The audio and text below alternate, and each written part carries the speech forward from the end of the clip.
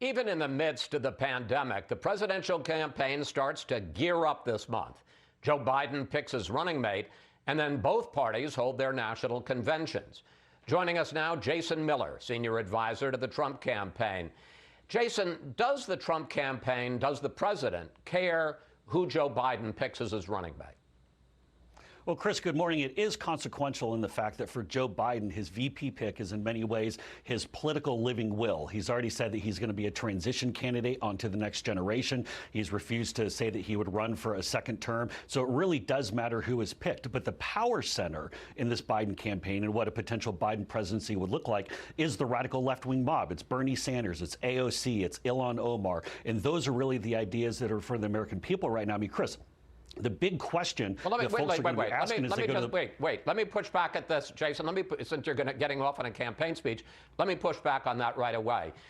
Joe Biden has not come out for Medicare for all. Joe Biden has not come out for the Green New Deal. Joe Biden has not come out for defund the police. I understand that's your talking point.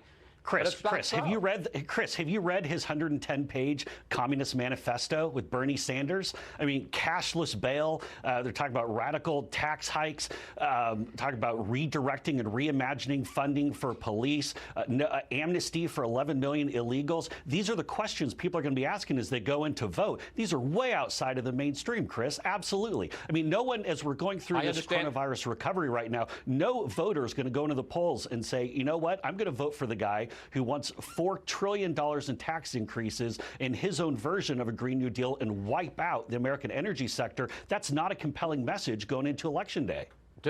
Despite what you say about the Biden campaign, the fact is it is the Trump campaign that just replaced your campaign manager. It's the Trump campaign that just paused all television advertising for 6 days to recalibrate. And I want to put up these polls. First of all, the latest Real Clear Politics average of 9 polls, 9 separate polls, shows the president trailing Biden by 7.4 points nationally. And in these 3 swing states, he trails Biden by almost 8 points in Michigan, by more than 6 points in Florida, and 6 points in Pennsylvania, all of those based not on one poll, but multiple polls in each state. Question. How do you turn this around? Because at this point, Jason, you're losing. Well, we think we're in great shape and well positioned to win this. And in fact, for all the states that President Trump needs to win to get to 270, he's either leading or within the margin of error. We take a look back at 2016. Heck, Fox News polling had us down 9 points at this same stretch. Right now, President Trump is at a 50 fave, 48 unfave, according to Rasmussen. This exact point 4 years ago, President Trump was 8 points lower. And heck, President Trump is even 3 points higher than where Barack Obama was 8 years ago. So we're well positioned in this thing. Even the Monmouth polling that the Fox poll compares very favorably to the Rasmussen poll in terms of accuracy. And we're not talking, because I knew you were going to attack one poll. As I said, the national poll is based on 9 polls, the state polls based on multiple polls as well. Are you really going to blame this? I mean, it seems to me that you hurt your credibility if you don't admit, yeah, we're losing and we got to turn things around. No, I disagree. President Trump's, the trajectory lines are going very well. I feel the campaign is in a good place. I think in particular, when you look battleground by battleground state, we're doing much better than the public polling, which always tends to lag behind what our private polling is showing us. We think he's in good position right now. And in particular, we'll be back up on the air on Monday, have 2 great new ads. They're definitely going to leave a mark. And I think this is in stark contrast to where Joe Biden isn't pushing for bigger tax hikes and his own version of a new Green Deal. This is the fundamental question. Do people want to keep going and improve, get back to the greatest economy that President Trump built, or they want to put in a U-turn and go back to higher taxes? I don't think that's a winning strategy for Joe Biden, Chris. Can you state flatly that neither the Trump administration nor the Trump campaign has received any information from foreign groups, foreign nationals, about either Joe Biden or his family? And can you state flatly that neither the administration nor the campaign will accept foreign assistance?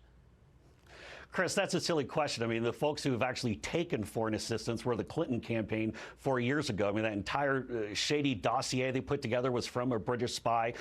No, we're going to go and beat Joe Biden fair and square here, absolutely. But I think you should have asked the same question to 2 of his prospective running mates, and Senator Duckworth and Karen Bass, because just as we saw 4 years ago, it was the Democrats who took foreign assistance.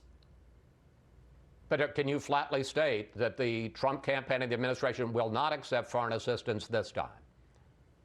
Chris, I said that's an absolutely silly question. We're going to go and win this race fair and square. I'm just asking for an answer. It's a yes or no question, Jason.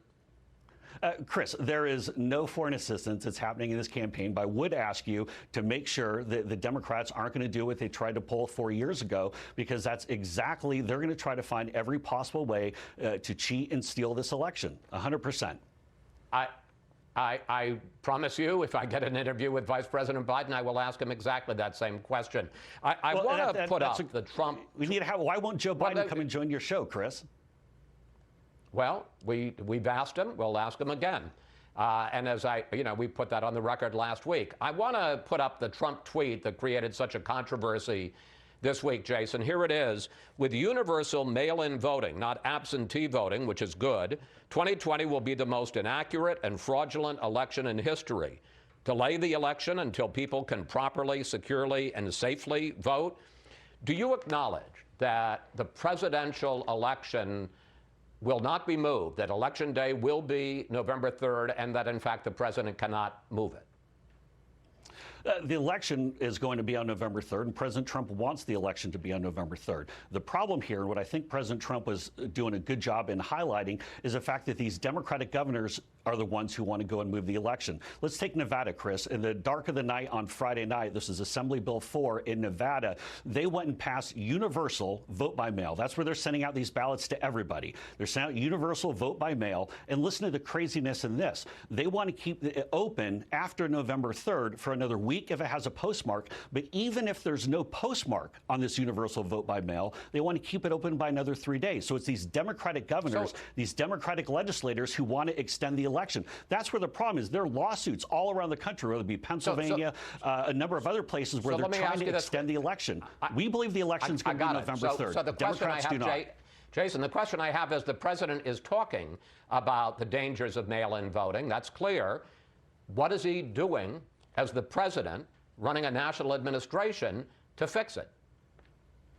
Well, ultimately, this is the governors at the state level who have to be responsible for their states. There's been a lot of money that's been appropriated to these governors that have already been passed through Congress. Congress should be back in right now, both the House and the Senate, taking care of these unemployment benefits. But I guess they've already decided to go home for their vacation. So Congress can come back and give more. But, Chris, the thing that you're missing is that with 90 days to go before a general election, for states who have never done this universal mail-in voting, it will be a disaster. We've seen the examples, whether it be in Paterson, New Jersey, where we had 20% usage of fraud. We still don't know who won that 12th congressional district in New York. There are 100,000 ballots in California that didn't get counted in the primaries earlier. The fraud and the waste and people being disinfranchised and unable to vote is all around us. We have to stop this, Chris. You can't change it 90 days beforehand. Jason, some people, I'm trying to give you some leeway here, but, I can't let you just make speeches. Some people say that the reason that we've had a failed coronavirus response is because we've left it to the governors and there hasn't been more of a national plan. You seem to be saying what didn't work for coronavirus is what the president is going to do when it comes to mail-in voting. I think you're missing what I'm saying, Chris. President Trump is providing the leadership and calling attention to the fact that these partisan Democratic governors are trying to change the rules with just a couple of months to go, and their states do not have the infrastructure to be able to handle it. There are half dozen or so states that are vote by mail, and they have that in place, but this universal mail-in voting that they're trying to change it to. And the other thing, even with Nevada, they want to leave the polls open, some of the polls open, in addition to the vote by mail, which we've already seen from examples in Philadelphia and other places. You're going to get double voting. And so I think President Trump is doing exactly the right thing by calling attention to this problem. These governors need to step up. I got to ask you one final question. You talk about the infrastructure, the system not being able to handle it and being overwhelmed. The Postmaster General of the United States, who is a big Republican contributor and a former Trump fundraiser, has just instituted some sizable changes at the U.S. Postal Service. Let's put them up on the screen. Prohibit overtime pay, shut down sorting machines early, require letter carriers to leave mail behind, and the result is that there is a delay in mail being delivered. Question, isn't the Postmaster General increasing the chances that the Postal Service will be overwhelmed, that the very infrastructure that you talk about it being overwhelmed will be overwhelmed coming up to the election.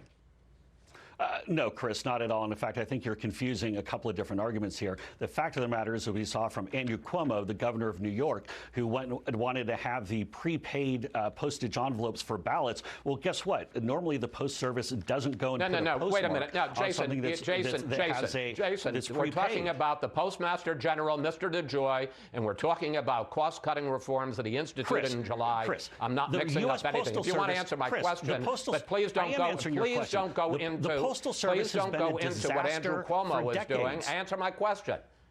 I am answering your question. The Postal Service has been a disaster for decades. I'm glad that we're getting some financial accountability and trying to get the thing right-sized.